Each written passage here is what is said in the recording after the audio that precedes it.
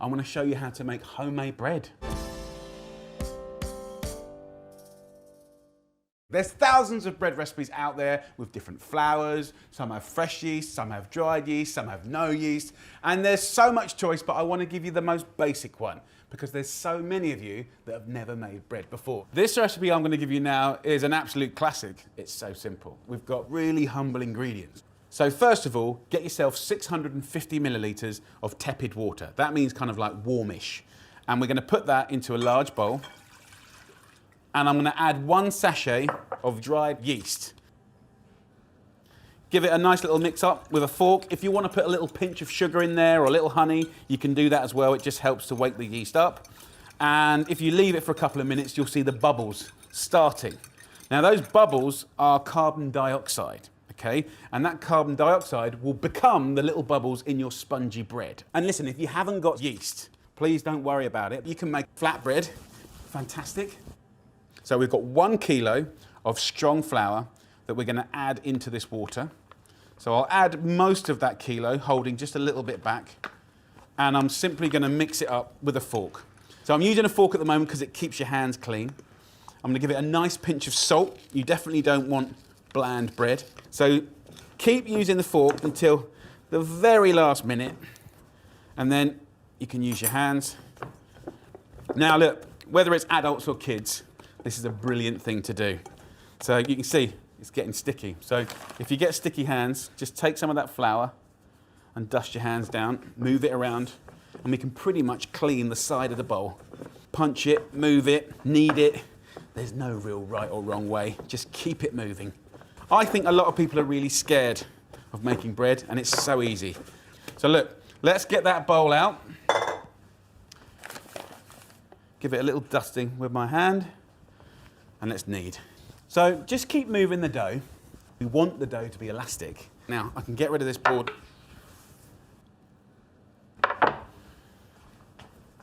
So there's no right or wrong way to knead. Just kind of move it, sort of move it apart like this, stretch it, and you can move it around like that. You can pick it up and throw it down.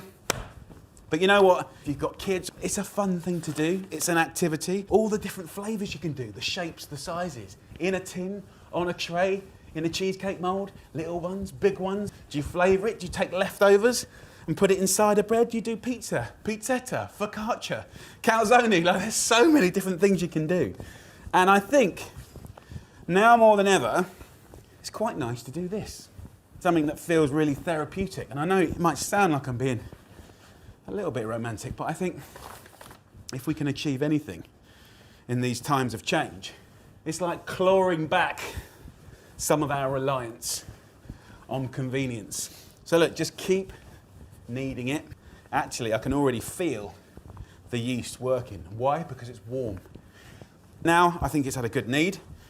I'll give it a little dusting from a height.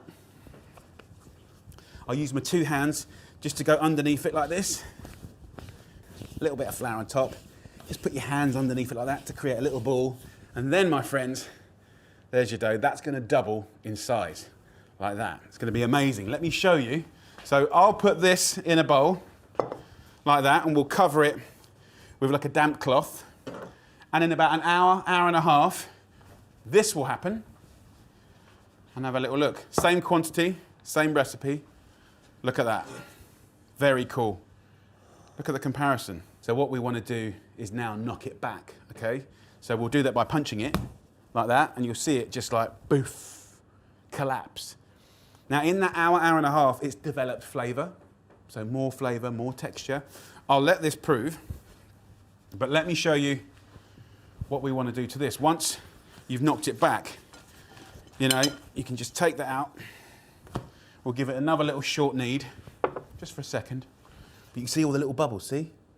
Look at that. So we'll knock that out. Now, this kilo batch of dough is enough to make 2 large loaves. I quite like, you know, using the dough in different ways. So let's turn half of this dough into a sort of rustic loaf, okay? So I'll just slice this in half, like that. Look at the bubbles, guys, look at the bubbles. It smells amazing already. So we're going to use half of this for a lovely loaf. So I'll get a regular tray, give it a little dust. I'll just give it one little knead like this. So as you knock that air out, if you wanted to, you could shape this into anything you want. You could make it into a nice round loaf, or you could plait it, or you could shape it any way you like. I quite personally like making it into a sort of rustic slipper. Just give it a little tap like that and just stretch it. Now we're gonna let that prove again for about half an hour to an hour, and that will double in size, right? So just have a look at it now. You want it to be at least twice as big, at least, and just put it in a draft-free place. Bit of flour on the top like that. I quite like doing it rustic like that because it kind of breaks and puffs up and it just looks really, really rustic. So that I'm going to leave for an hour. Now, with the other half of the dough, we can do some very exciting things. Just move the dough around on a floured surface. I want to use a rolling pin just to roll this out to about the size of a tea towel, okay? Now, what I'm going to make is a twister bread. So this is a rolled up bread that cooks almost like a Chelsea bun. So it means it has a crunchy outside and a really spongy inside, but it also means you can flavour those layers. And that makes it really fun for adults or for kids, right? So we can get really creative. You could take flavours that you just love. Also, you can go sweet or savoury, right? So it could be just jam. It could be, you know, honey and raisins. It could be chocolate paste and squashed up bananas. Or then you could go to things like, you know, smoked ham slices, just torn up, a little bit of cheese and tomatoes. You can use up anything that's to hand in your fridge. So roll the dough out to the size of like a tea towel. And then you can grab some pesto. It could be the green one. It could be the red one. So get your pesto on there like that, and then just use your hands to roll it out. Look at the colour. So you can really flavour it any way you want, as simple or as flashy as you like, depending on what you've got. I've got some olives here. Now, I haven't got mozzarella, which I would normally use, but I've got some lovely cheddar. So just use a little knife and get little nuggets like that, and these will melt beautifully. And look, the kind of cooking happening at the moment, when you can't necessarily get exactly what you want, that's the spirit of just kind of, you know, keep cooking and carry on. And we can make it delicious. So the cheddar goes in, and then just fold over the dough like that, and then roll it up. Now, of course, this is the golden bit. This is what makes it delicious. So you get the layers of flavour, crispy on the outside, fluffy on the inside. So in half, then in half, then in half again. Look at that, joyful.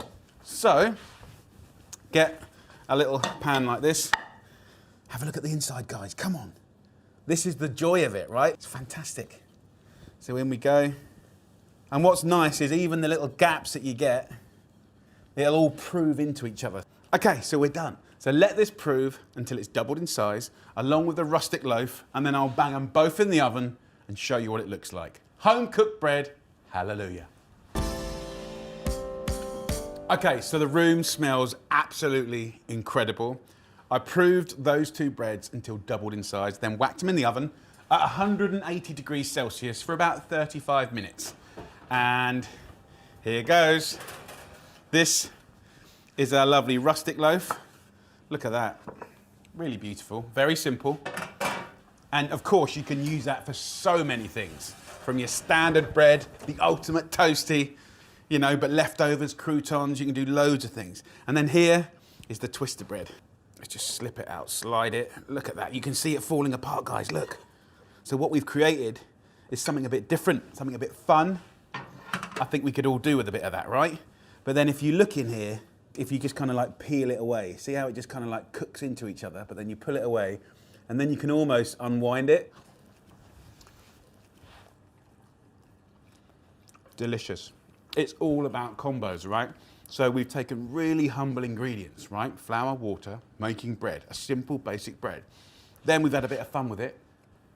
Really nice. Use your imagination. Let's have a look at the bread. Lovely, look at that. Let's have a look. Spongy, simple, nice thin crust. You know, it's a simple bread, but once you've mastered that, then you can change up the flours, you can be more advanced. Ultimately, it's having fun with simple ingredients and putting a little twist on it.